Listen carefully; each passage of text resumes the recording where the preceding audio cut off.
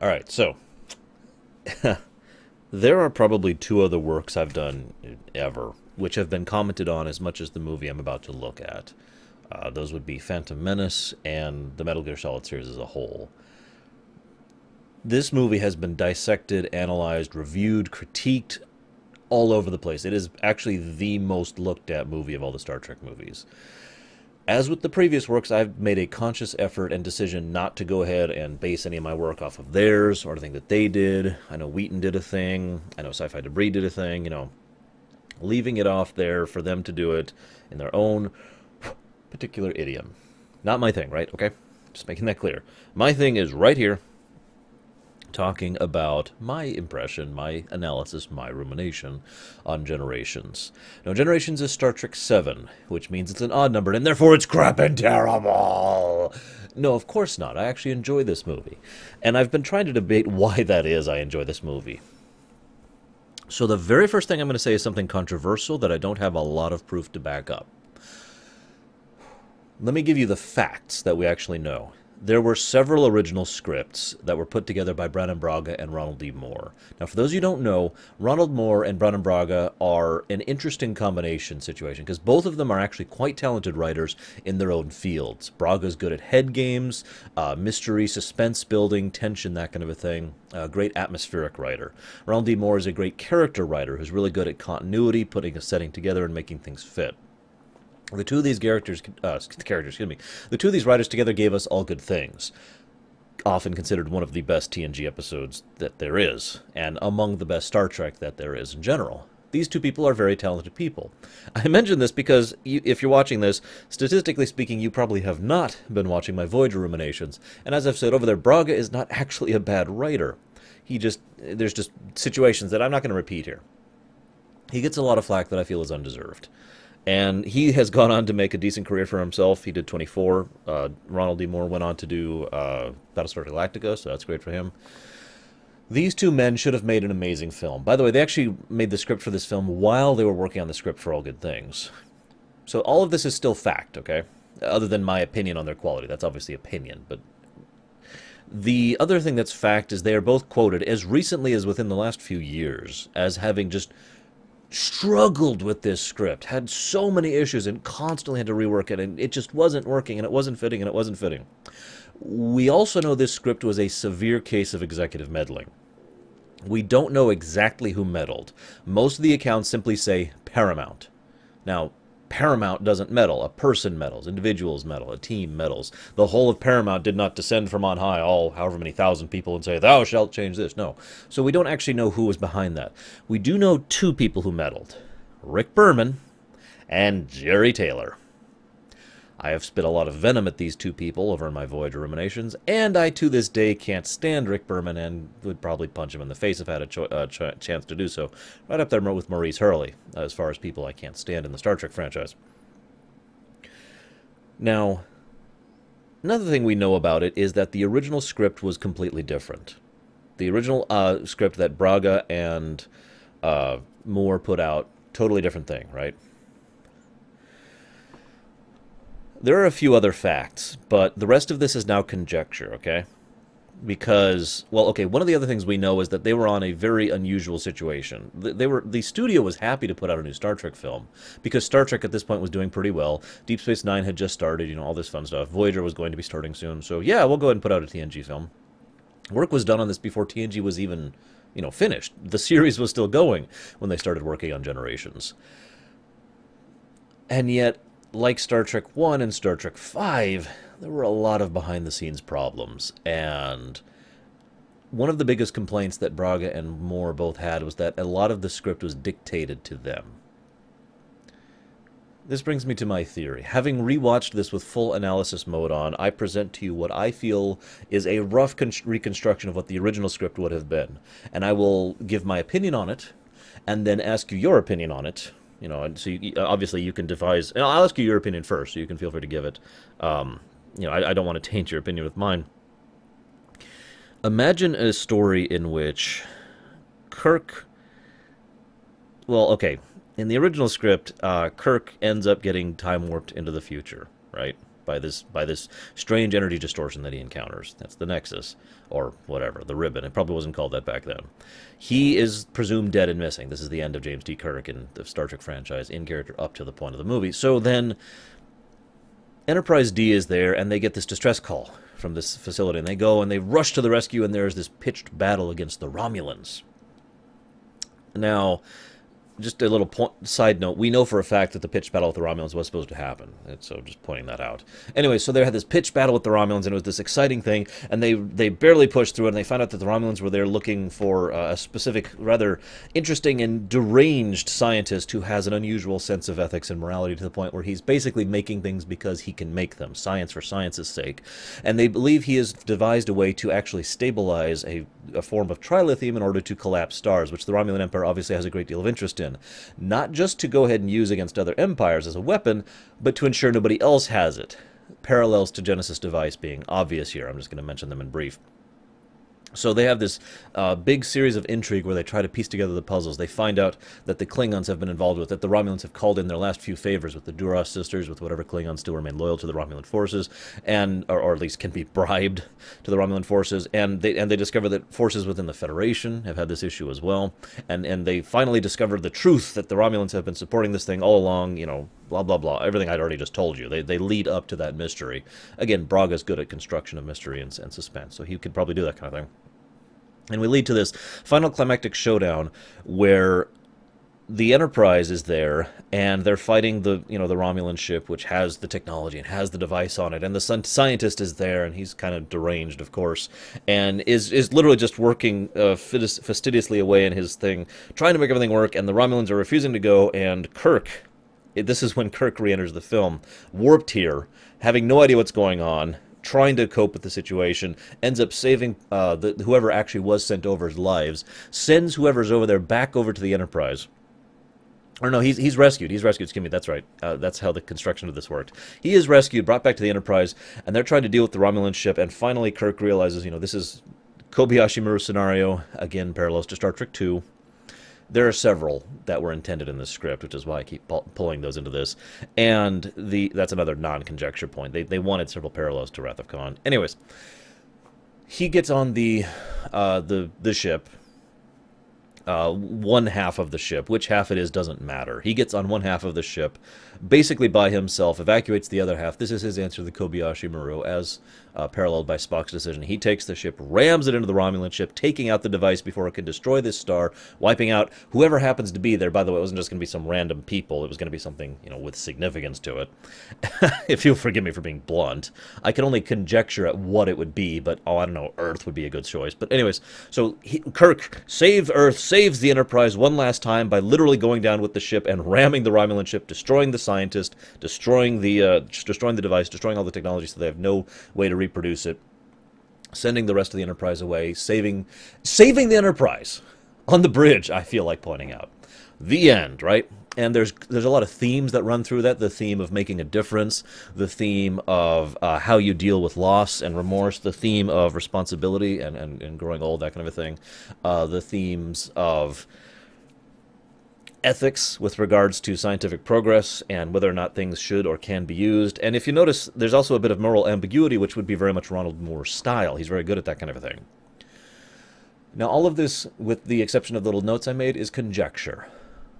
Go ahead and feel free to tell me what you think of this original idea for the Generation script. The most often comment I expect to hear is, well, that sounds like a typical Star Trek thing. Very normal, nothing unexpected. But to me, that sounds way better than what we actually got. Now that I've given you my big theory that the original script was a completely different story, let's go ahead and mention a few other little tidbits here. First of all, I remember I mentioned back in Star Trek I that the script literally was multiple scripts mashed together. We have a very similar situation here with regards to Star Trek VII. It is very obvious when the tone and the styling of the script literally shifts perspective, styles, thematic significance, etc., to the point where it might as well be a completely different script inserting itself into the movie in place of the other script. In fact, I believe one of the critics at the time, when this came out, specifically said it's like 3 Star Trek episodes combined, which also has to happen elements of a movie to it. And it shows throughout the course of the work. Now, I want to re-stress, I like this movie. Why is that? Well, it's not because of the Star Trek V factor. I don't consider this a bad movie that I can enjoy making fun of, like Star Trek V was. It's actually mostly because of the fact that there's a lot of genuine enthusiasm on display. A lot of the actors really were putting forth their best and doing their best jobs, and there's always been great chemistry between the TNG cast. It's probably the thing the TNG cast has pretty much got the lockdown on. Of all the Star Treks, the TNG cast really felt like family, more than any other show, at least to me, personally. And I felt like that really came through onto the big screen. A lot of little subtle details. Like, for example, Picard is obviously horribly troubled. And so Troy comes and says, you know, are you all right? And Picard says, you know, leave me alone, basically. Troy then leaves him alone. Doesn't push him. Doesn't press. Riker picks up on this. Of course Riker does. He's practically Picard's son. Riker doesn't press either. Riker just asks, Riker says, do you need anything? And he doesn't even finish his sentence. Picard says no. The implication is clear. Again, it's that family bond. Riker knows Picard well enough to know that something's wrong. I mean, duh, a blind lemur could tell something's wrong. But Riker knows him well enough to know that something's wrong and he shouldn't press it. They should leave it be, let Picard work it out on his own. But he still felt the need to demonstrate by his question that he was there for Picard if Picard wanted him. It's that family feeling. I feel like that is one of the things that really comes across in this movie. There's also some decently good effects. You know, ILM, as usual, does their good stuff. There's some really good presentation of certain things. Some of the music is really nice. And it's really funny because this is a script that is so bad that the writers themselves have derided it, have spoken ill of it, have apologized for it. This is a script with plot holes you can drive the Enterprise D through, and they know it. So how much of that was the actual writer's fault? Well, I mention this because this is a funny fact. I'm actually asked rather often. Here is, Arshingaya, or whatever you're calling me at this point in time. Here's person A. Person A usually does B very well. He or she then did B, but it was not good. Why is that? Well, I usually answer that question with two generalized answers. Number one, everyone has an off day. You know, no one's going to do good work all the time. That's not how that works. You know, we're only flawed, right? But number two reason is external meddling. Let's say that you have a story dictated to you, and you are restrained by what they insist on you doing, and you then try to do your own story within the confines of those restraints, and it just kind of falls apart, and what you have is Star Trek V. Yes, I'm actually defending Star Trek V here. I still think Shatner's premise at the beginning was flawed, and I don't think it would have been a good movie, even if the executive meddling hadn't existed, but I think it would have been a better movie. But that's the reality of life, and that's one of the reasons why I also criticize Star Trek V. It doesn't get a free pass just because it has Star Trek in the name. You know? This happens. You work with what you got. It sucks, but it's true. Regardless, that's kind of the Generations in a nutshell. And I'll be going over details of things that were changed as I go through this, but there is one other big reason why I enjoy Generations, and it's weird. Rewatching it with analysis mode, it became obvious how much this has affected my enjoyment of this film. The book. The novelization of Generations, First Contact, and Insurrection and Nemesis, they're all good. I recommend all of them. In all of them, except for the case of First Contact, I think they're better than the movies. I think the Generations, Insurrection, and Nemesis novelizations are better than the movies. Generations novel really goes into a lot more detail on Soren, actually makes him a character. I never realized Soren isn't actually a character until I rewatched this movie with analysis mode on. I was like, oh yeah, he's not a character. He's a caricature of a mad scientist who happens to be played by a good actor, and so I felt like he had character because there's some nuance to his performance, but there's no actual subtlety to his characterization, or character growth, or anything whatsoever. Generations turns him into the book turns him into a character. Generations goes into the book goes into the mindset of Picard more, goes into Geordi's mindset more. Really helps flesh out what was happening with the Klingons. You know, really helps flesh out how the Nexus works. You know, blah blah blah blah blah. So I highly recommend it. I'm also not going to comment on a lot of things. I mentioned earlier this is a very well talked about movie, and I'm more than ever before, I have decided, with the exception of things I feel are necessary to point out, like the executive meddling, I'm not going to talk about the behind-the-scenes stuff in this one. There's a lot of behind-the-scenes stuff. If you're interested, you know, there's tons of stuff you can read, watch, check out on tons and tons and tons of information on this movie and the next 4 movies, or 6 movies, whatever. However many are left at this point. But I'm not going to comment on, for example, the new sets. or the new costume designs, or the changes in lighting, or the fact that they altered some of the props, or any of that stuff. You know, I'm not going to talk about all that. It's leaving it alone. Final note here.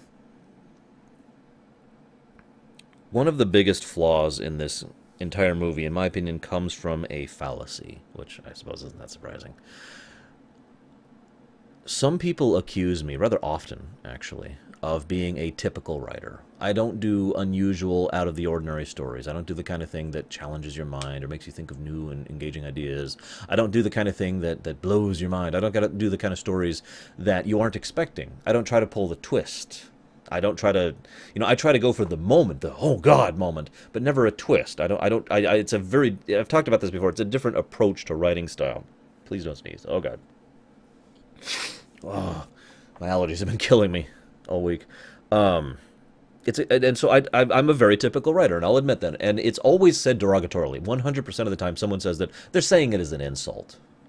I don't take that as an insult. Sorry, guys. So if you're going to try and insult me on that, go away.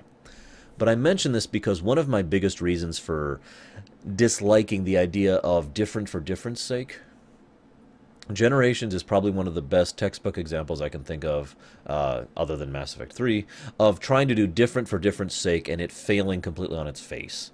When you are more focused on either taking the audience by surprise or engaging them in something unusual or, and I quote here, doing the unexpected, than actually making, oh, I don't know, a good script, you are far more likely to fail and produce Star Trek Generations or Mass Effect 3.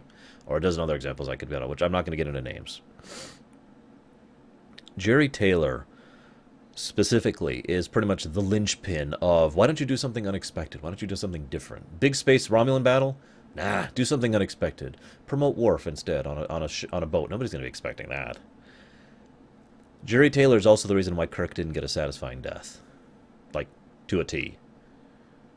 I mean, I'll be talking about that much later, but just pointing that out here. So, it's nice to see that even in the 23rd century, there are obnoxious news people. Okay, real quick, I mentioned that I would be giving some sort of evidence, or rather, I guess I should say that there's a lot of evidence, in my opinion, in the construction of this script, that the original script idea is as I have speculated it is, right? One of my biggest pieces of evidence is like the first 10 minutes of the film. From the beginning of the film, well, basically from the beginning of the film, up to and including the death of Kirk, a.k.a. the salvation of the people on the Lakul, the Alorians getting off, the Enterprise B escaping, up to that wonderful scene, that all is constructed more or less flawlessly. If you'll forgive me for being blunt, it's actually really good. It's good stuff. There were some flaws with it, some problems with it, but it's my favorite section of the movie. I actually teared up rewatching it this time because it was such a satisfying death for Captain Kirk dying. I'll get into that when I get there. Point is, this whole thing is constructed like the whole movie was going to be constructed. Very typical, very well executed, very character driven, very in character. Awesome stuff. And then there's the rest of the movie.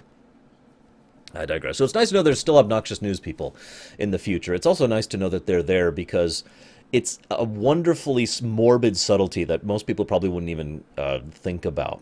All these news people are there to document the launching of the Enterprise B. Why is it we've never seen this kind of thing before? Well, maybe it's kind of a new thing in Starfleet. Maybe, I don't know. No, it's because Kirk and crew are there. It's because Kirk, Chekhov, and Scotty are there. They're not there to see the Enterprise B. The funny thing is that is exactly what they do see. Not the Enterprise B. The one mission where Kirk dies, the legend, arguably the single most legendary figure in the history of the entire Federation, dies on the mission where there happened to be camera crew on board to document the whole damn thing. Demora Sulu is awesome. There's several themes working throughout this work. Demora Sulu fits very nicely into the generational / legacy theme, which I'm going to only mention briefly here, but I'll be talking about it extensively as we go through, as I point out, this is about this theme, this is about this theme.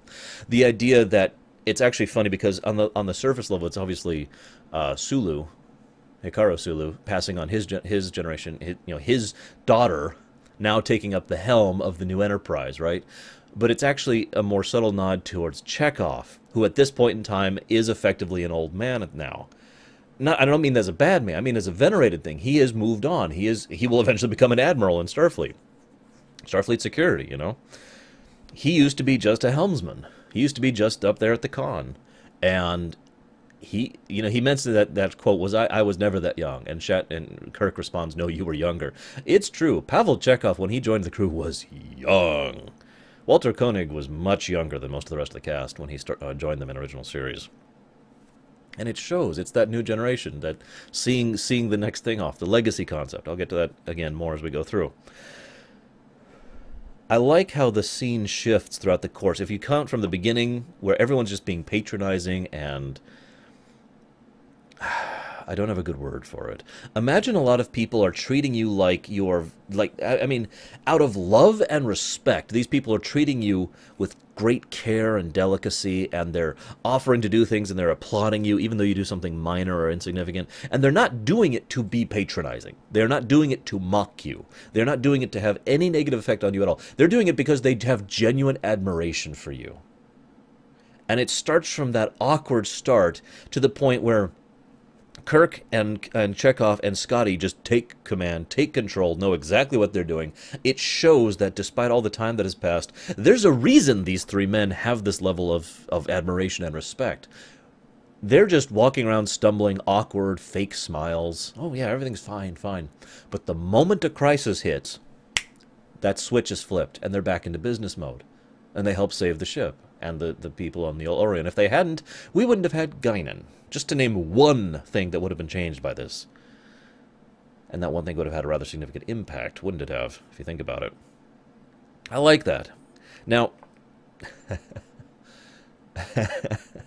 remember how I mentioned back in Star Trek 1 and 2 and 4, no, and 5, and I think that's it. Anyways, there was only one ship in range, right?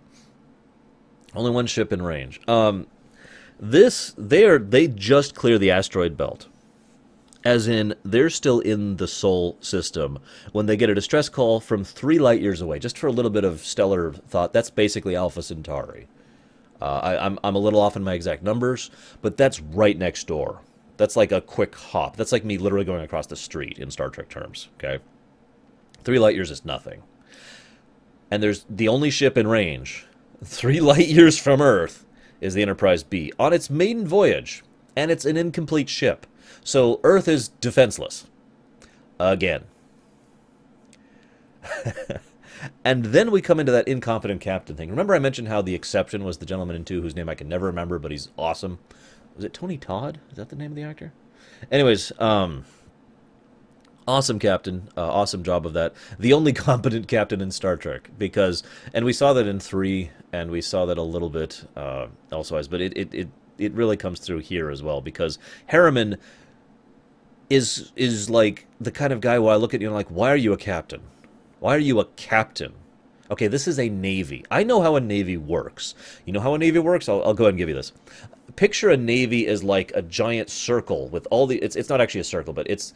All these pieces are connected to this one inner part, and they're all circling around this inner part. And, you know, here's the Admiralty, here's the ships, here's the command, here's the crew, here's the decks, here's the discipline, here's all this different stuff that makes up a Navy. You know what this thing in the middle is? This is the captain's chair. The captains make a Navy, and everyone knows that. And Harriman is the kind of guy I look at and I could think, well, I could see him being a lieutenant. Maybe a lieutenant commander. Someone who's still getting his first actual, you know, line duty and actually being an officer. But he's a captain of the Enterprise. That being said, one thing I like, and it's a very subtle touch. I don't think I've ever heard anyone else comment on this, so I feel like I must. Harriman does one thing that really elevates him, in my eyes. He gives up command of his ship. I'm not talking about when he asked Kirk for help. That was obvious. Swallowing his pride for that, that's nothing. Anyone should be able to do that. He tells Kirk without hesitation, you take the bridge, I will go do this. Being willing to swallow your pride that hard, turn over your ship, which you just got, I might add, to someone else entirely, That speaks to something of the mettle of the man, and I like that because it says something about the man Harriman would likely become, the kind of captain he could become. And I like that little touch. So then they fling technobabble at us. This is late TNG, which means we're basically effectively in the era of technobabble now. Early TNG really wasn't, and then the further TNG got, the more technobabble heavy it got, especially Season 7. Deep Space Nine partially bypassed the technobabble thing. It still had its issues. And then Voyager took technobabble and made like a fort out of it, which they then technobabbled to make stronger with quantum. But the point is, it actually struck me after watching Star Trek 1 through 6 literally in a row.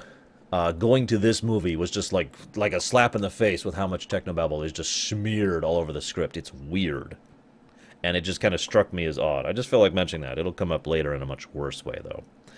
So Kirk's arc from 1 to 6 has all been about the fact that he is an old man, but at the same time, I feel young.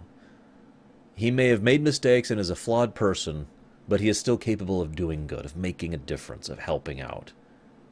It is ironic because I said Kirk's arc ends in 6, but truthfully, Kirk's arc ends right here. Not later in the movie, at Kirk's real death.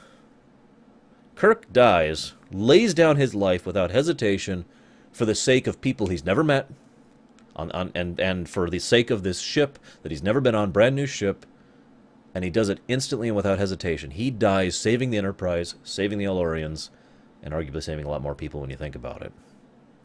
That's Kirk. And he does it, too. He succeeds at it. That's important, too, because that's also Kirk. Makes it work, even though it shouldn't have worked. That's why I call this the real death of Captain Kirk, because the later death is... we'll get there.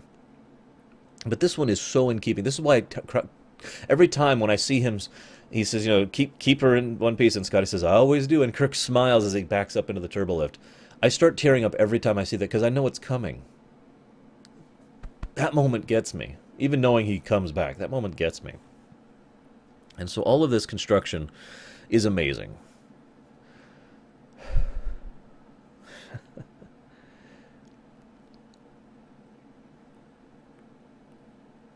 I'm just checking my notes here really quick. Sorry. There was the way that they even say it. It's perfect because a little tip here in writing: don't spend too much time on something. I know when you want to make something significant, you want to spend time on it. As a writer, you want to get it across. You want to emphasize it. I do this all the time. It's actually one of my biggest flaws as a writer. I want to keep emphasizing. It's also my biggest flaws as a GM. This thing is huge and giant and gargantuan, and because I feel like I'm not getting it across. I get that. But there's a fine balance point. Don't put too little emphasis. Star Trek 3 made that mistake. Star Trek 3 put almost no emphasis on the death of Marcus, David Marcus, and the destruction of the Enterprise. However, Star Trek, this movie puts too much emphasis on something later on, which detracts from its impact. But I feel like a very excellent sweet spot was found here, and ironically in Star Trek 2. The ship buckles. We never see Kirk die. We never see any of that happen. The ship buckles, and we go to the bridge. You did it, Kirk! And then Demora just saying, well, we have damage on decks 13, 14. And then she just catches herself and says, and 15. And the moment she says it, you realize, as she realizes, and everyone, I remember seeing this in the theaters, and there was an audible gasp when we realized what was going on. Like, you know, oh my God. And Scotty's line, Scotty to Captain Kirk. Captain Kirk, please respond. And then they go down there and, you know, Chekhov's line, was anyone in here? And Scotty can only reply, I. And the camera pans out from the ship. That was powerful. Not too much emphasis, not too little. Beautiful, beautiful center point. I love the first section of this movie. I really do. I could gush about it for forever. Then we ship to the pointless scene. I'm sorry, I just remember Sci-Fi Debris, when he was doing a video on this movie, he did this thing where, yo, ho, yo, he, I'm a pointless scene. Because it is, it's freaking pointless. I love Worf as much as anyone, and I love seeing the cast just interacting as much as anyone. But it is a pointless scene, which is interrupting the plot. It has nothing to do with anything. There are several themes, arguably 4. I would argue that 2 of them are effectively the same theme, but there's 3 or 4 themes running throughout the course of this film. And this scene has nothing to do with any of that. it doesn't even evolve the characters any, other than the fact that it gives another point for Data trying to get the humor chip. And I stress that another, because it's not like it's the first time he's failed to understand humor, is it? So, at the worst time possible, I feel like pointing out. So I like Worf, and I like the interaction with the crew. I love the chemistry between them. But every time I watch this, I just think, man, I could be watching an awesome Romulan space battle of awesome right now. I know that sounds weird coming from me, but shrug. So, really nice small touch here. Picard and Kirk both share a similar fondness for antiquities, which is only really touched on in Star Trek II, another one of those allusions to Star Trek II. But we've known about this for Picard for some time, and we've had 7 years to get used to the man. I mentioned this earlier. Troy notices the grief, but doesn't confront him about it immediately. Again, very nice touch there. Lots of great touch in the background. I really want to give props to the prop department. They really did a good job with a lot of the stuff. There's a huge amount of, like in Data's room and in Picard's Red Room especially, there's a lot of props from the show, just as little tidbits. It's partially there for the fans, but it's also partially there to show that this is a ship that is lived in. And that's part of the theme, one of the themes, so that's really good. So then Geordi helps Data install his chip. Why now? I mean, I don't actually get that. I mean, I get that Data wants to evolve as a being. I really do. And I totally am okay with that, as apocryphal as that sounds.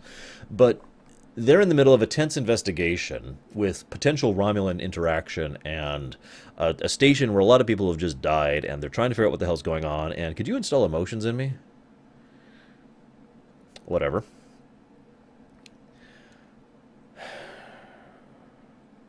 I'm really blazing through this movie a bit quick. I don't actually have that many things to say about this movie, in all honesty. Let me mention one thing here really quick. Brent Spiner, this will come up much more later. Brent Spiner hit a very sweet mark throughout TNG of playing Data. Emotionless, but not boring, is harder to pull off in acting than you'd think. He is fully logical, fully ethical, and it's difficult to pull off the exact blend of basically an android, like Data did, like Brent Spiner did. He really nailed the part. He's an excellent and talented actor, and apparently kind of a jackass. I don't know. I've met the man in person. He was pretty cool in person, but whatever. This is also a man who played his own brother and his own father in the same episode, I might add. But anyways, I mention this because after Star Trek 7... 9 and 9, and by 10 especially, Spiner felt like he just had no idea what was going on with his character. Like he didn't know how to play his own character anymore. And it really shows in this movie and later things. I'll get to that, but I just felt like mentioning that here. I like the 10 forward scene. Like, I really do. I'm curious why exactly it is that Guinan couldn't sense Soren earlier, or see him. But in the interests of being positive as well, let me mention this. In addition to those plot holes, let's point out the fact that I like the fact that 10 Forward is crowded. One of the things that has always been a problem on TNG is they don't have the budget for as many extras and uniforms as they'd like. So most of the time 10 Forward has like 20 people in it, total. It's a big set, by the way. I don't know if you've seen the whole thing. And so, yeah. In this thing they have like 30, 40 people, and it actually looks like 10 Forward should be. A lot of people there, a lot of people kibitzing, a lot of people interacting. I liked that. It made it feel like 10 Forward always was, if you know what I mean by saying that. I also really like the scene with Data. This is one of the things I feel like they did spot on with Data's character development in this episode, or this is in this movie, excuse me. You know, I don't even know how to explain it. It's so wonderful because not only is it really funny to watch, you know, I hate this. It is revolting. More, please. You know, and not only is that hilarious, my friends and I were quoting that for like a year after this movie came out. But in addition to that, it's very in character. Imagine you've never really felt emotions before, not really, and all of a sudden you are feeling emotions.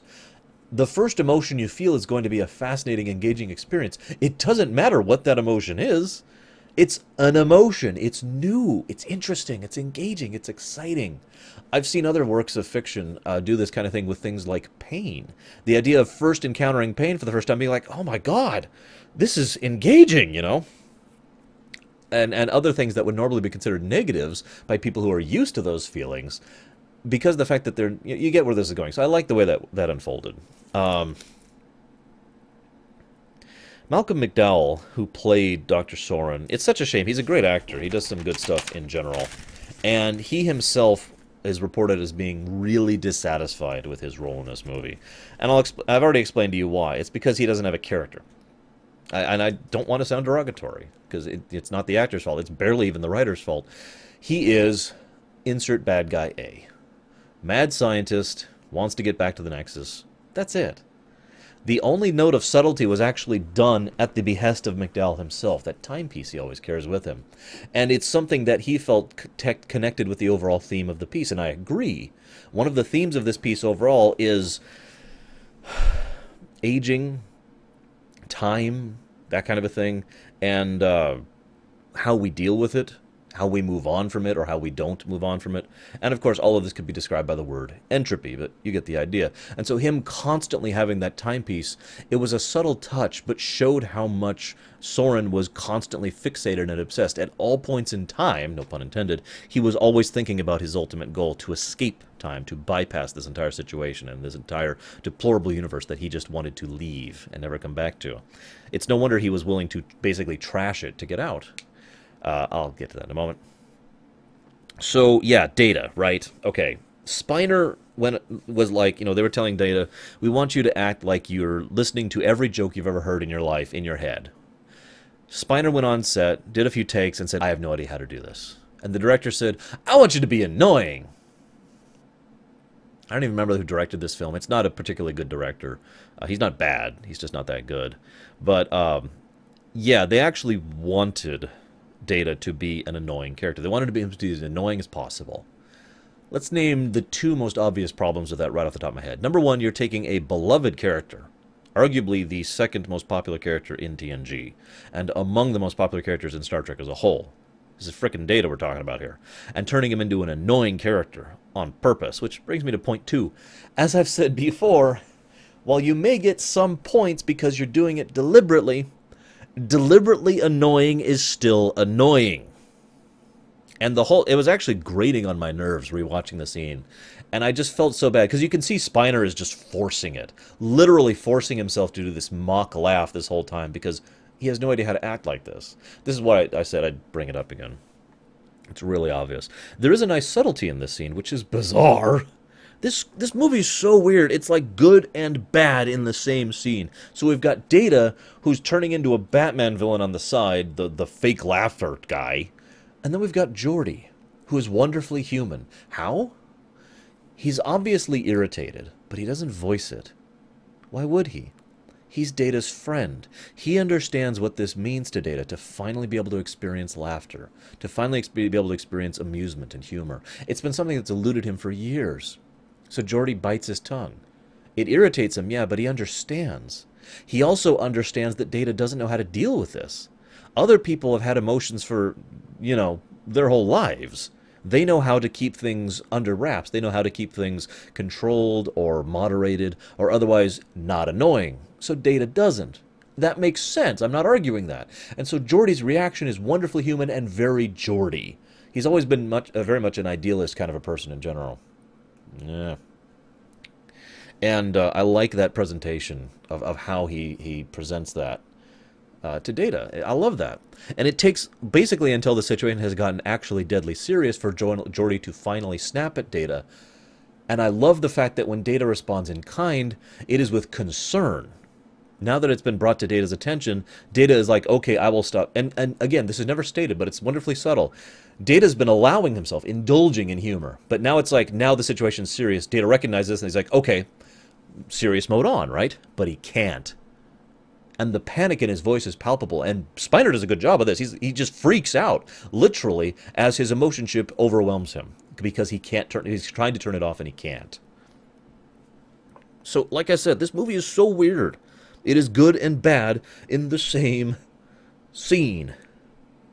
I also like the fact that Data was paralyzed with fear. And again, Spiner did a good job of that one, too. Soren approaches him after having injured Geordi, and Data, I could think of like 5 ways right off the top of my head where Data could completely curb stomp Soren without injury to himself or anything else. He has the reflexes, he has the speed, he has the power. He has the mind to actually calculate how to do all this stuff. But he is being overwhelmed with something he has never felt before in his entire life. paralyzing fear. And the funny thing is, I actually had this wonderful thought when I was rewatching this. You know that uneasy feeling, that hesitant fear you get when you're about to do something, and it's not like a big deal, but you're just like, holding your breath kind of a thing? Wouldn't it be horrific and yet wonderfully wonderful, or wonderfully ironic, if Data had been feeling that level of fear? Minor, normal, mundane, the kind of thing some of us feel every day. And yet he was so unused to the very concept of fear that it crushed him, that he lacked the ability to deal with it, and so he cowered like a kitten, because he literally could not comprehend the level of fear, because it was greater than 0, that he was feeling. Because remember, any number that is greater than 0 is infinitely greater than 0. You see where I'm going with this? Now, let's talk about the next scene, where Picard is talking about what happened with Renee. First of all, Renee burning to death in a fire, along with I suddenly can't think of his name, Picard's brother, is horrifying. Burning to death is a horrible, horrible, horrible way to go. I admit, I find myself wondering how the hell that even happened in an age of this technological advancement, where there are so many different ways they could bypass that, or try to salvage or save the situation. For them to burn to death in a fire, what the crap? I'm not complaining. It just speaks to the horror of the situation. Patrick Stewart really nails the grief he's feeling. He does it perfectly. Too many actors, when they're grieving, like to do what Halle Berry does. If you've seen X-Men 3, Last Stand, remember the scene where, spoiler alert for a dumb movie, there's a scene where Patrick Stewart dies, okay? Yeah. And in that scene, Halle Berry is just, no, sob. Most actors go that route when they portray grief. In that same scene, a much better actor, Ian McKellen, portrays his grief with total silence. Rewatch that scene sometime. Seriously, find it on YouTube or whatever. Watch Ian McKellen's face. There's more grief on his face and in his silence than in her racked sobs. I mention this because it's actually harder to act grieving than you'd think, because we don't act in a static way when we're grieving. And Picard shows this. Patrick Stewart shows this when he's portraying Picard. He's pauses every now and again, and he catches himself, and he says, "Oh, okay, no, it's all right." And he tries to console Troy, and it's okay, and he's very human. It's very believable that he is genuinely going through racking grief in this situation. But one thing I'm asked most often is, why is Picard, a man most known for his discipline, of all things, a man that a Vulcan came to and said, "Can I borrow your discipline?" Why is Picard so hit by this? Well, this brings me up to that theme again. That theme of, ironically, generations. I've always felt like that's one of the biggest reasons for the name of this film. It's not the Kirk to Picard thing. It's the fact that one of the biggest themes of this movie is passing the torch from one generation to the next. The idea of a legacy. I already talked about that with Sulu, right? Damar Sulu and Chekhov. It's actually all over the place if you think about it. Kirk does it to Harriman as well, back in that thing. There's also a situation where, you know what, I don't want to go over the individuals. There's several examples of it throughout the course of this work, of generational work, passing on the legacy, that kind of thing. But my favorite is this one right here, because Picard suddenly lacks the ability to do this. In his own words, the family will go on. But now Picard is racked with grief, not just because he loved his nephew, because of course he did. Not just because he loved his brother, although he barely mentions him, but because it's worse. It's so much worse because now there is no future. Now there is no more Picard. He will not have a legacy. He will not have a new generation. Picard is racked with horrifying grief at what is effectively the death of his family. And he tries to overcome that, succeeds in many ways. That's the other theme, and that ties in, and it's actually a really nice subtle touch. As Picard is dealing with this grief, that's the second theme, right? How we deal with loss, how we deal with time, aging, how we move on or don't, right? As he's doing that, the sun goes dark, which is, of course, a wonderfully blatant metaphor, but also a much more literal metaphor, because of the fact that it's not even a metaphor at that point. The sun is going dark because Soren also lost his family and didn't let go, couldn't cope, couldn't deal with the grief. The book goes into more detail on this one, so forgive me for borrowing something from the book. But in the book, it's made clear that when the El-Orient ship manages to get caught by the Nexus, he doesn't try to contest it. Everyone is running around, screaming, crying. He's sitting there at peace. He's ready to die. He actually ejected a pod towards the Borg cube to kill himself once he watched his family die. He's done. That was how he dealt with that pain. That's how he coped.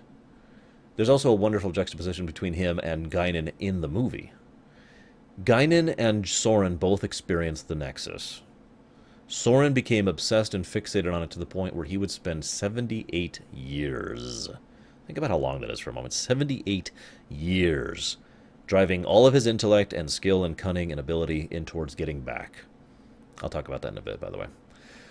Guinan moved on with her life. Now, I don't want to undersell that. That's a hard thing to do. It really is. But that's the point of that theme, isn't it?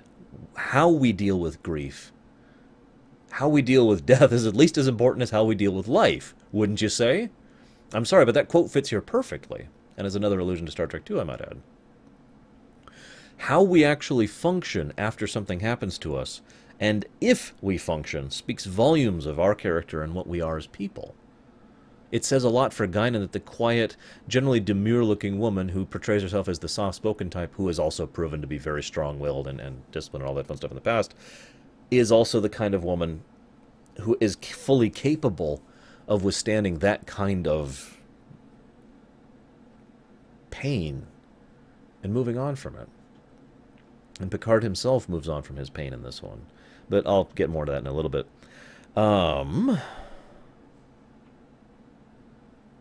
So then there's the shockwave. This is my second favorite scene in the film. It's probably the only other scene that has genuine tension in it.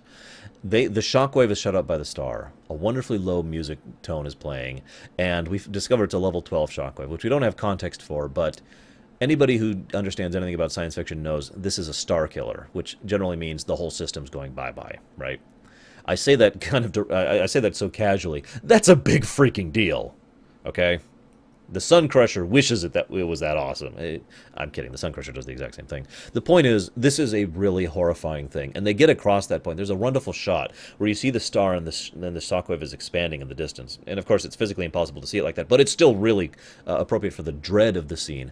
Then they get in, and they're like, oh, God, we got to get Soren. Soren beams away in a Klingon bird of prey. Huh? And then they get out, and they literally are like, warp one, engage! Literally get away seconds ahead of the shockwave. Great scene, great energy, love it. The Duras Sisters... okay, let's go back to Soren. I mentioned that there's subtlety to him that exists basically solely in the book. One of those subtleties is the fact that he is utterly fearless. It's not that he's actually suicidal at this point in time, because he actively wants to live. He wants to get back to the Nexus. It's not that he's fatalist. He is literally fearless. He's got that same, in fact, that I've always felt like the Joker, Heath Ledger's Joker specifically, had. That's one of his defining qualities. He is completely fearless, so you cannot coerce him or otherwise convince him through fear. I mean, this is a man who has survived the Borg, for God's sake, so you can kind of see why that is. But it shows when he goes onto the bridge and just attacks one of the Duras sisters on the bridge of her own ship, just because he's pissed off at her. And when she retaliates, he just says, you were careless. You know, I like that. I also like the fact that the Duras sisters are exactly in character here. Now, don't mistake. I actually kind of like the Duras sisters, especially the actresses who play them. One of them is actually in Voyager, in the episode Random Thought. They're dumb in character. In character, okay? I like the characters, but they are dumb. When I say that, what I mean is they are short-sighted. Duras himself was probably more long-sighted. I say probably because we only really see him twice. And then... Actually, oh, I'm sorry, no, we only see him once, don't we? So we only hear about him and the house of Duras that endures in his legacy. So we're not actually sure if Duras was actually intelligent or not. But the Duras sisters are definitely not. And when I say that, what I mean is they are short-sighted. They are Darth Malak versus Darth Revan. Now, not as severe.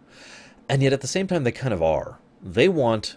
They have obviously descended from, you know, they were once the mighty heads of the House of Duras, and now, then they were like, okay, the kind of slinking people who had some resources and access, and now they've got a ship, and their own private crew that are loyal, and that's it. So they want to reclaim power. Okay, understandable.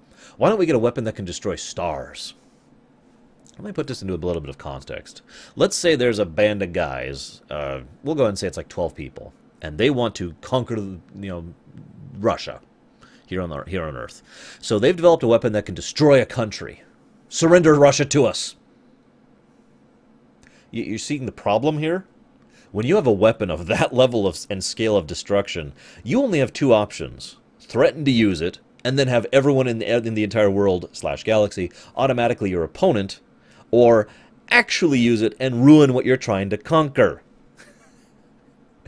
In the book, there's a line about how the Duras Sisters will no doubt make quite a mess of the galaxy when he's gone. I tend to agree. I wouldn't put that kind of a weapon in their hands, because again, very short-sighted, but very in character for them. Then there's that wonderful theme, then there's that thing, which I've already talked about. There's a scene that's actually lost in the thing where Soren tortures Geordi with a probe that stops his heart.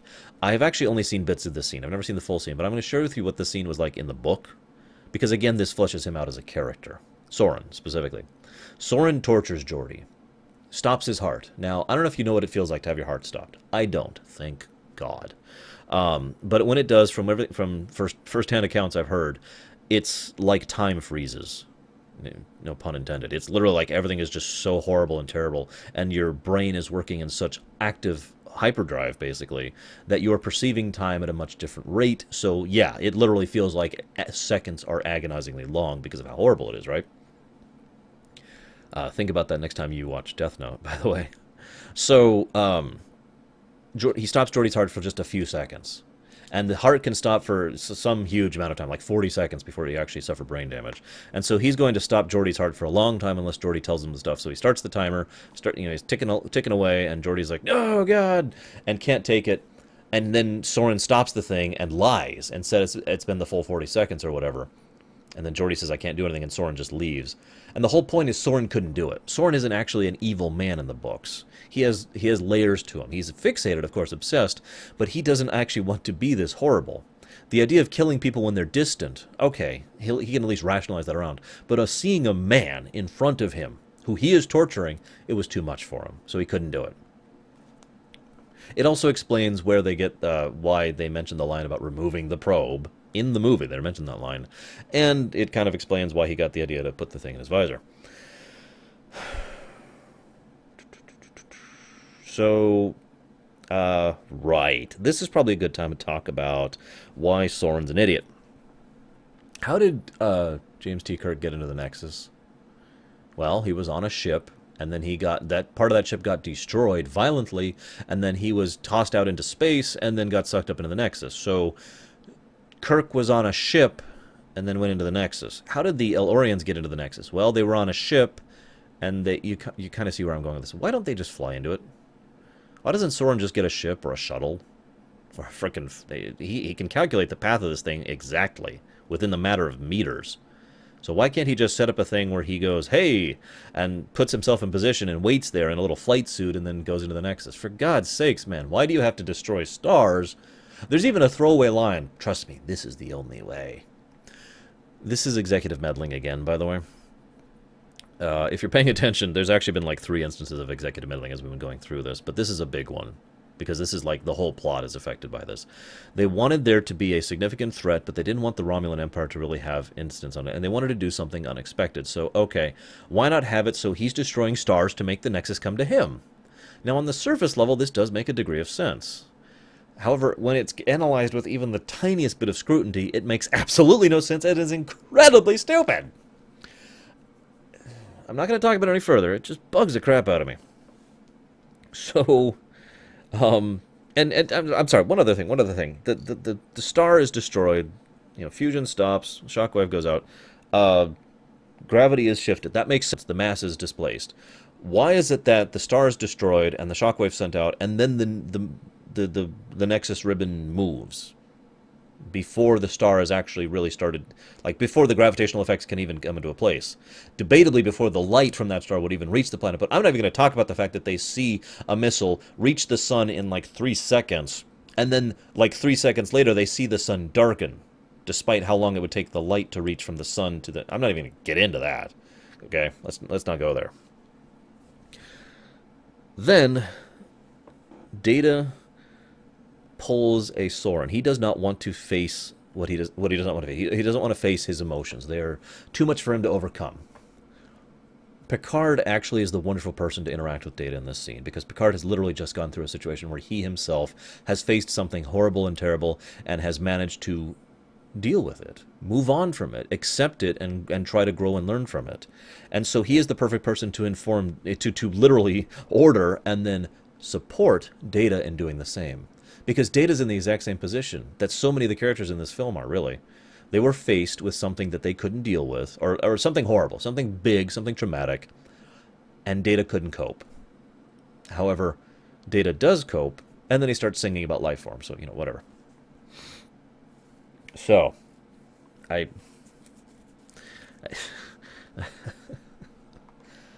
Alright, you guys know me, sort of, at least. You know that ships are one of my big fanboyisms, arguably my only one. You know that I'm a huge ship guy. Real-life ships, science fiction ships, it doesn't matter. You know that I probably know how to actually tactically command a Galaxy-class cruiser with decent competence. Because that's my thing. That's like my big thing. I'm so into ships, right? I admit it freely. I'm pretty sure all of you, nevertheless, understand that an old D-12 class bird of prey, also known as a pile o' crap class bird of prey, is something that a Galaxy-class cruiser could curb stomp under virtually any circumstances. If you're paying attention, in Star Trek 2, 3, and 5, and 6, there was an effort made to balance the scales between the Enterprise and their foe. In several of these cases, I feel they did a good job. In 2, 3, and 6, they did a good job of this, right? In 5, it was retarded. In this one, in Generations, it's retarded. Okay, okay, we know that the ship's shields prevent most of the damage that comes in, right? But once those shields are down, the ship takes lots of damage, okay? Alright, I'm with that. So, I want you to picture the Enterprise goes into battle with no shields against a Burrell, which has shields. Who do you think is going to win that battle? Now, if anybody out there is going to argue against me with this, don't bother. You cannot convince me that an old Burrell could beat the Enterprise, even with the shield disparity, okay? I'm not even getting into the fact that they could just remodulate the shields, which is something which is really common, and even done against the freaking Borg. Let's just ignore the possibility of remodulating the shields, okay? Totally ignoring that. Maybe they didn't realize that's how they were getting through. I don't know. I don't care. Leaving that one alone. Imagine how much better it would have been if the Enterprise had just won this battle. I mean, yeah, tons of damage, still keep the warp core, but turn around and put in the good fight, and at a disadvantage against the horrible, you know, the cheating Klingon enemy, they still managed to bring the Burrell down and destroy it, blah, blah, blah, blah, blah, just like, you know, should have happened.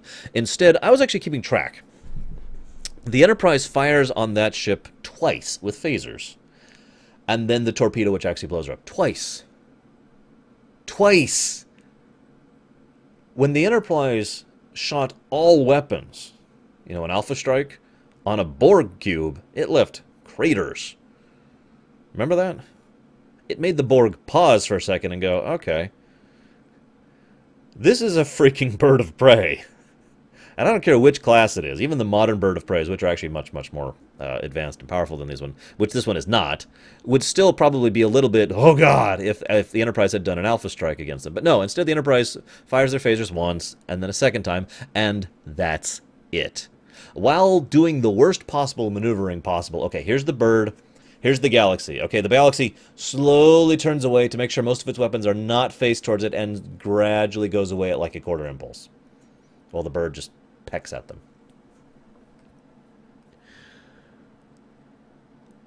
I don't even know what to say about this. This whole scene just gives me an aneurysm every time I watch it. Because then they do the worst thing possible. See, I mentioned the earlier thing. Why is it, from a structural perspective, let's deconstruct this, let's ruminate on this. Why is it that my earlier idea would be more satisfying to me and others I've discussed this idea with personally? I don't know if it would be more satisfying to you, because I don't know you. I have no idea who you are. Who are you? Why are you watching my channel? But I have talked about this with many other people, and most of those people have been, that would have been much better, because the reason why is it's the Enterprise winning the battle successfully. They've earned it. They have earned their victory. They are working at a disadvantage, and they still pull out a victory. And that is much more satisfying than what they actually do, which is they cheat. The Klingons cheated, and the Enterprise says, no, no, no, no, no, no, no, no. I'll show you, technobabble. And then the Enterprise D, a Galaxy-class cruiser, top of the line, flagship of the fleet, cheats. They technobabble a solution.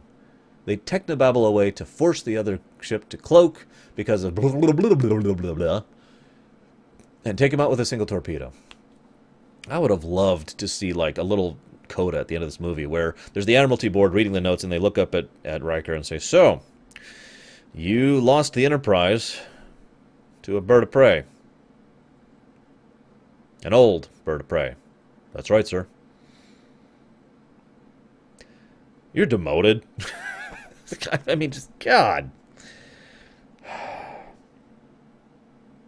That being said, the theme of loss once again comes in here. The loss of the teddy, little teddy bear, as they're evacuating the ship. But the loss of the Enterprise itself. The funny thing is, I mentioned earlier that they dwell too much on something, and it is the crash of the Enterprise. But it's weird because the scenes before they actually detach from the Enterprise, I feel those were basically perfect.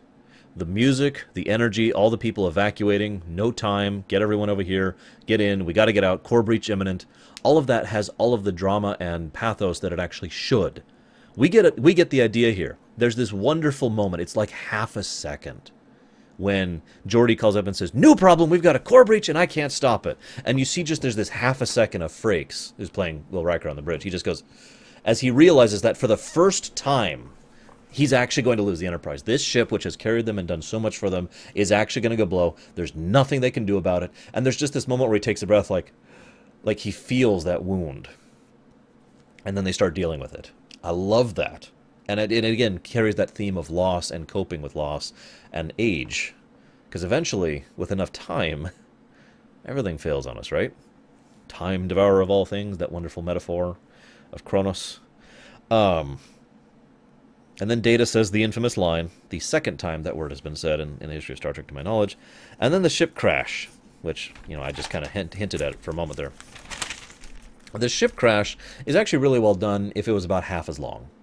For those of you who don't know, they actually made a big old model of the saucer section and a big old terrain thing, and they filmed it with high shutter cameras so they could do it in different speeds, and they literally crashed the model into it, actually sent dirt flying, and then touched it up with CGI. Really well done effect. In all honesty, bravo to them. They did a great job on the effects of it.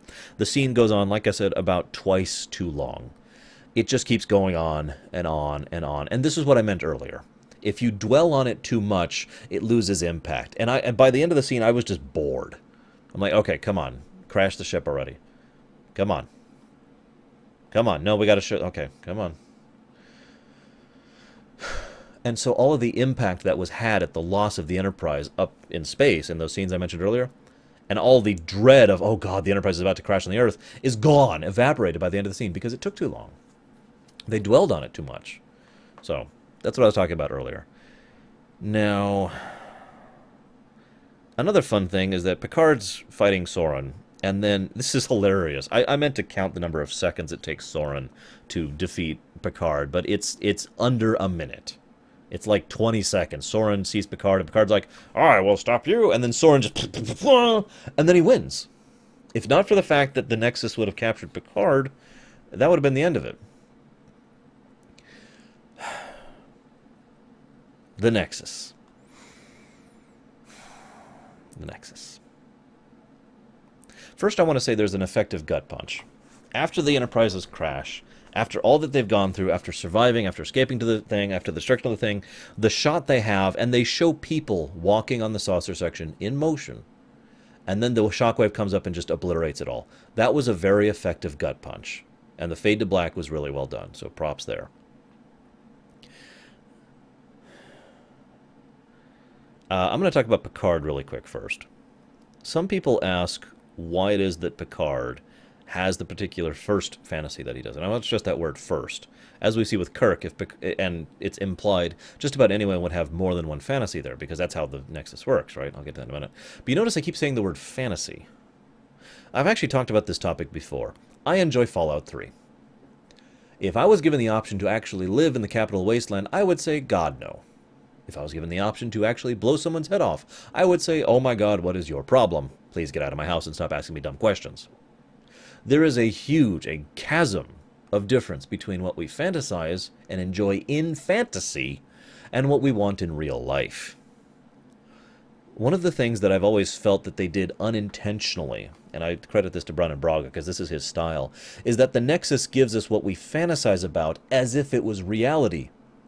But it is not what we really want in reality. Some people, that might be a good thing. For me, that would drive me insane. Just personally. I've thought about what my Nexus would be. I'm not going to tell you.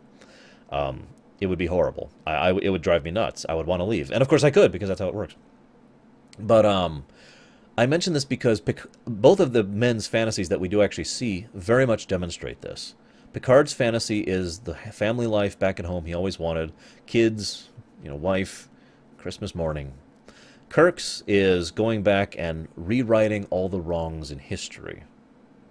I'll talk about that more in a minute. But it makes perfect sense to me that Picard would have that. It's also interesting that some people have asked, why is it Picard could resist the Nexus? Well, I'm going to talk about a theory about that at the end of this video.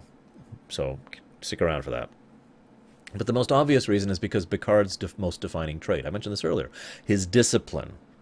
This is a man who has the mental discipline of a rock. And in a good way. And so when he sees anything that reminds him of the reality of his situation, he realizes what's going on. He has to get back. He has to deal with this. He summons Guinan. Okay? Guinan doesn't show up. He summons Guinan because of the way the Nexus works. The whole pseudo-morphic responding to your wishes kind of a situation. Let's go ahead and... Let's talk about the Nexus. I've been hesitating with this.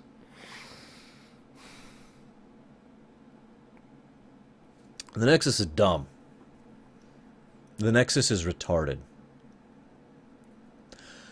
It's an energy ribbon that randomly flies through space, that once you enter it, you enter another dimension where time has no meaning, and you have total 100% Q-level morphic control over all of reality to indulge yourself in whatever fantasy you ever want, and you don't age, and you don't have to go to the bathroom, and you don't have any problems whatsoever, pain, suffering, nothing, and you are, in Guinan's own words, wrapped in joy. I've heard some people compare this to heaven, but for me that sounds a little bit more like hell. But again, I've already discussed that, because again, it's a fantasy. It goes out of its way to be a fantasy.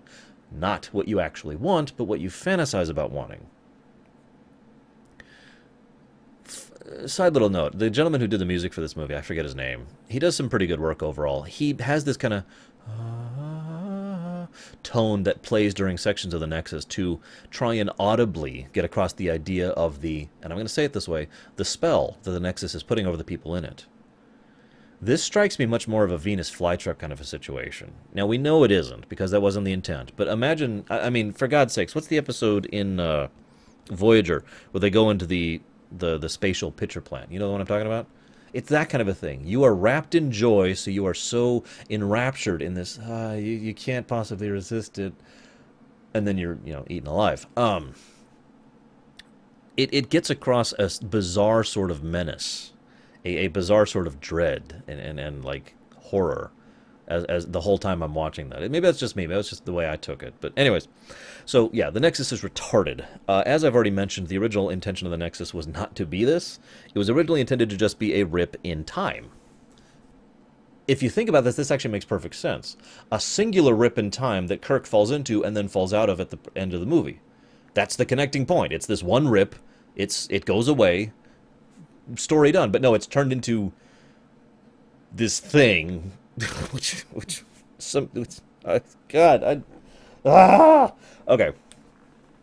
Let's also talk about why it's dumb as a plot device, okay? The Nexus, time has no meaning. Okay. You can also leave the Nexus at will.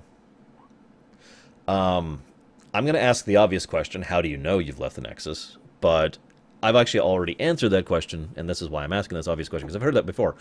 Because you only get what you fantasize about in the Nexus. So if you leave and go into real life, you see where this goes. And of course, you could just test that. You're like, well, I want this to happen. No, nothing happens. So you could know you'd leave the Nexus. That's not the issue. But they're given control of the Nexus, which gives them command of all of time and space. Seriously, they can go wherever they want, whenever they want. Why the ticking clock? This is dumb for two reasons. One, they go back to when Soren is on the mountain, and they're there, and then they have to deal with him on his mountain lair, and you know all that fun stuff.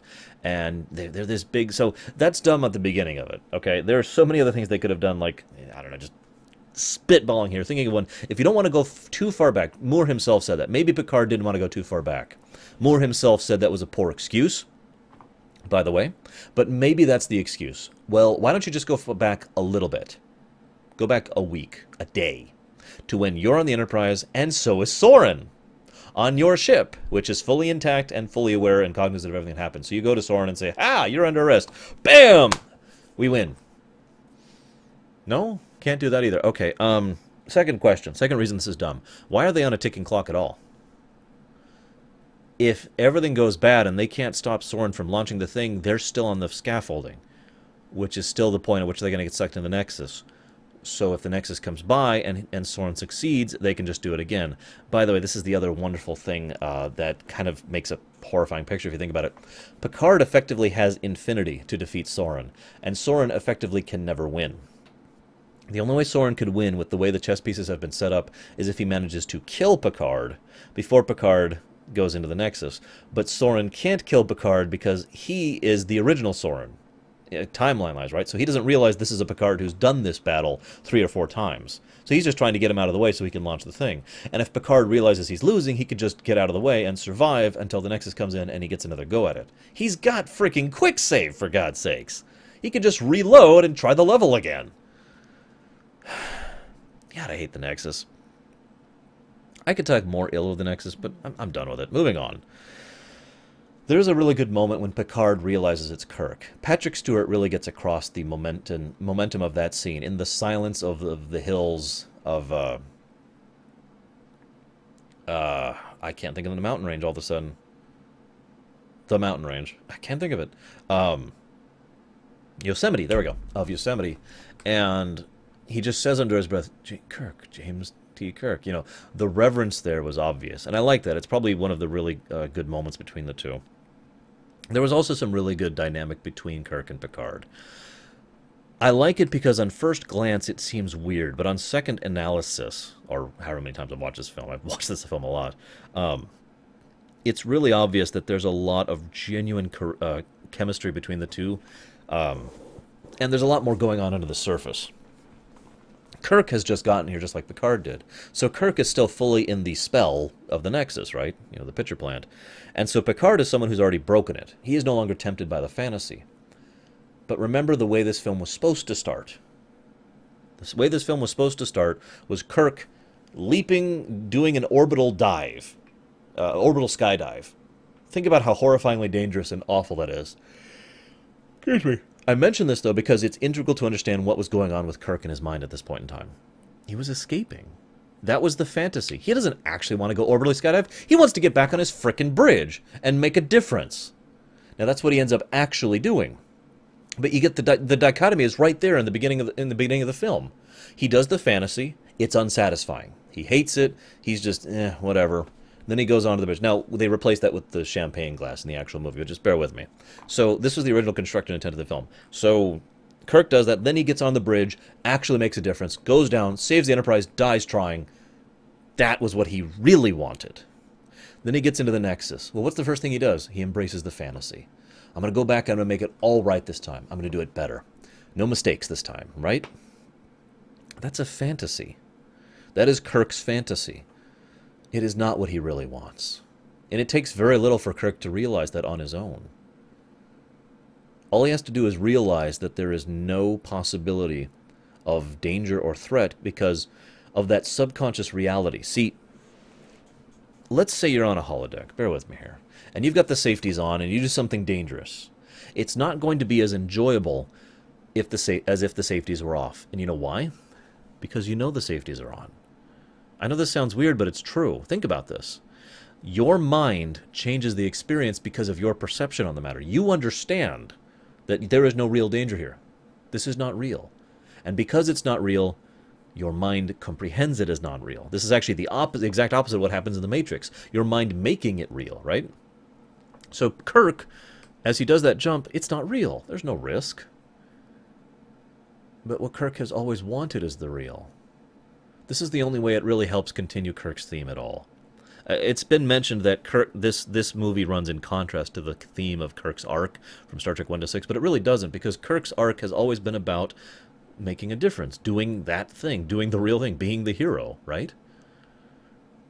When he realizes the reality of the situation he's in, it takes no time at all to convince him to leave. Why wouldn't he? He wants to go do real things, not fantasize about doing them. I also really like the fact that there's a tiny little thing in the fact that at first glance it seems like Kirk is completely ignoring Picard, but he really isn't. If you pay attention to the dialogue, Kirk is actually registering everything Picard says, and he demonstrates this through the dialogue as they go. Kirk is just like, I'm ignoring you, I'm ignoring you, I'm ignoring you, and then he'll mention something that Picard said because he was paying attention. I like that because it's very Kirk. It's one of the things he's always been good at, thinking on his feet and paying attention. That was really on display in Star Trek 6, for example. One other little tidbit, there's a woman named Antonia, who apparently Kirk was going to marry 9 years prior to this film, from his perspective. However long Generations is from 6. Who's Antonia and where'd she come from? Oh, you don't know? Well, her name is actually Carol Marcus. This is another bizarre instance of executive meddling because Paramount adamantly insisted that it not be Carol Marcus. We don't know why, to my knowledge. If you understand why, feel free to share it with me. I mean, not speculation. I mean, if you actually have the reasoning.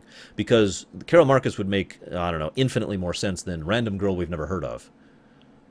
Think about the situation. 9 years ago probably would have been, theoretically, either right before Star Trek 6 or right after it. So a point in time which Kirk was basically thinking about bowing out.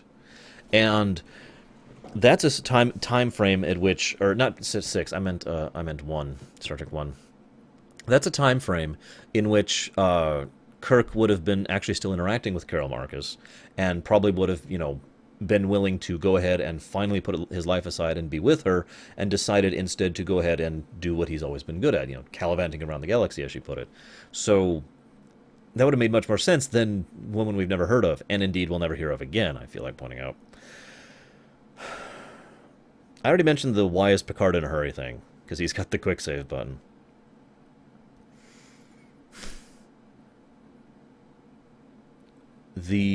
God, do I have like nothing left here? I've already talked about all this stuff. Oh my god, I really have. Okay, so let's wrap this up, okay?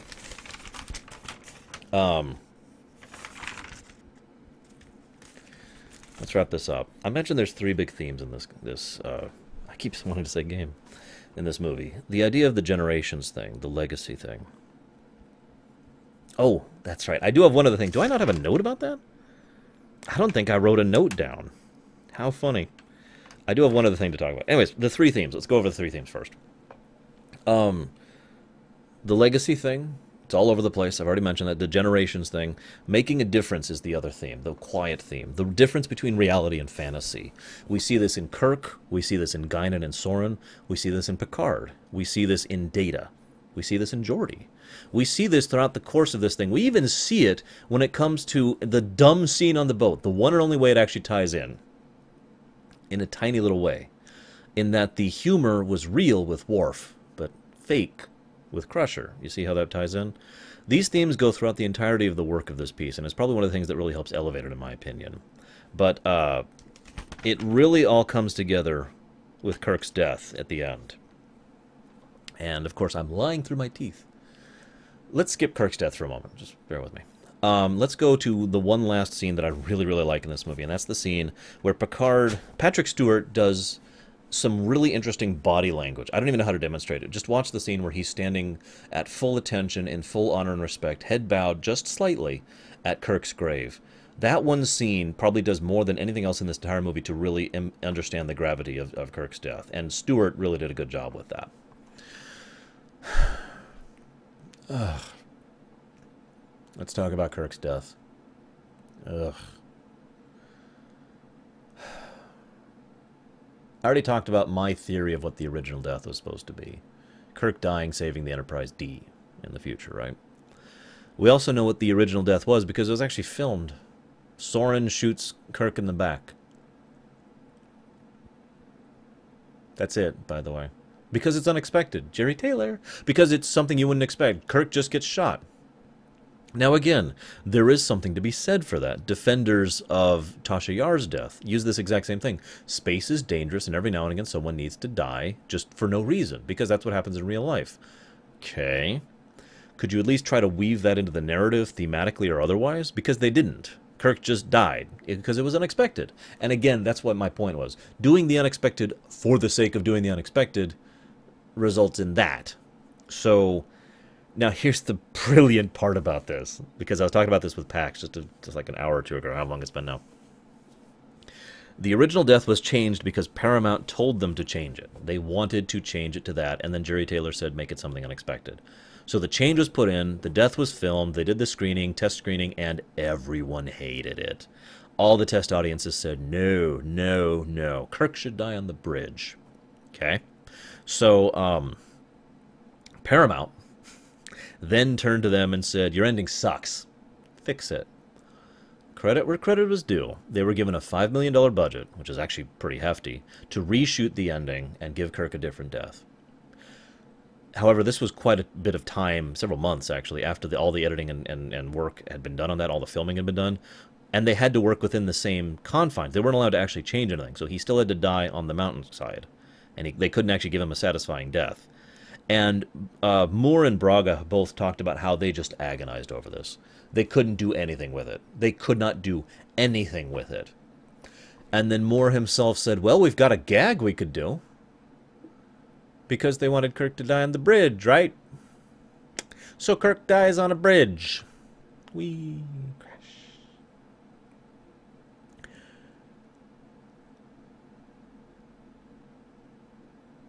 That's so stupid that I don't have words. No,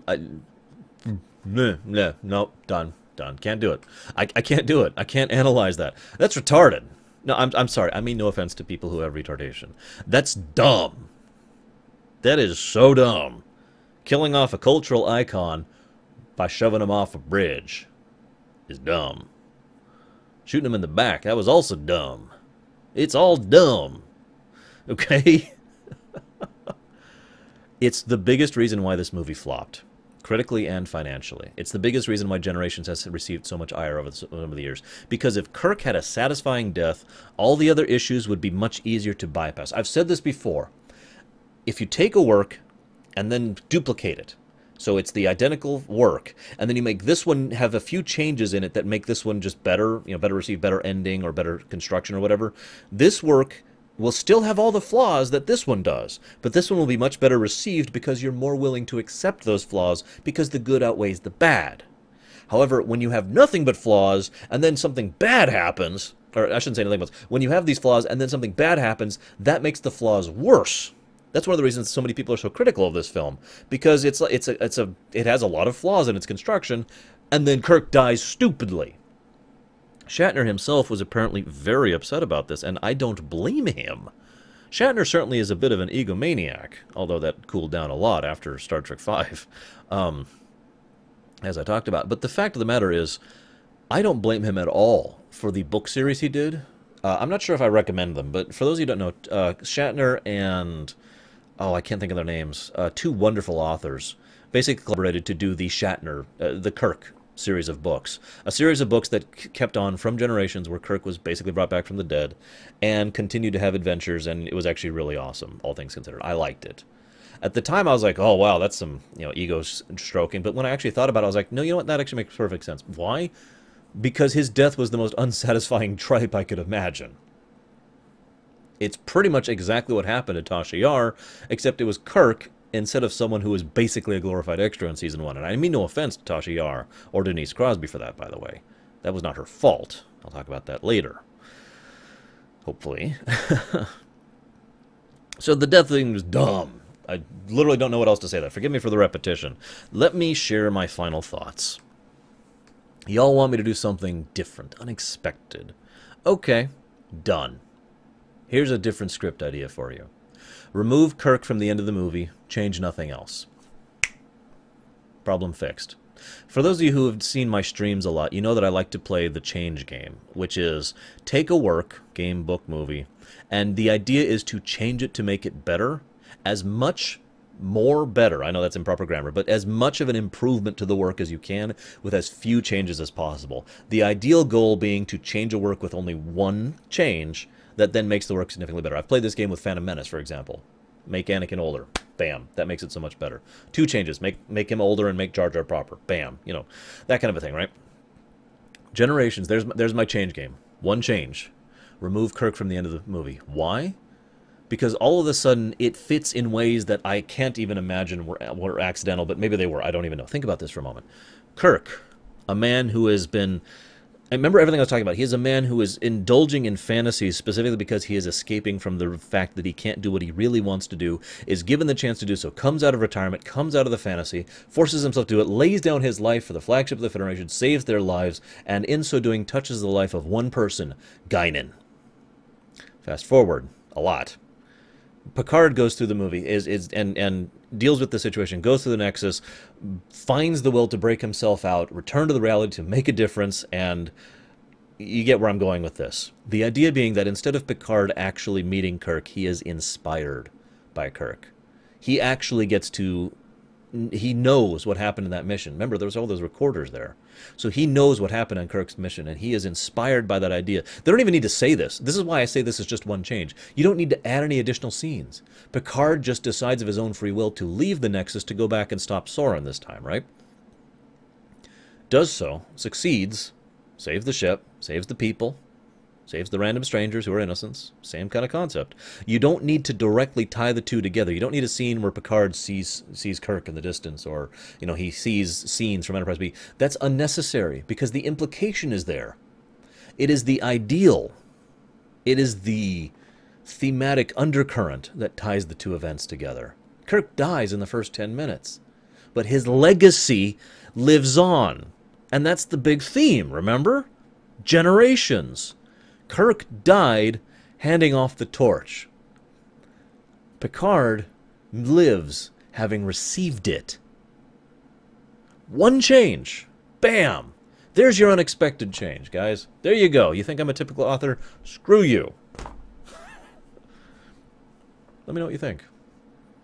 And feel free to play the change game with me. I'll see you next time.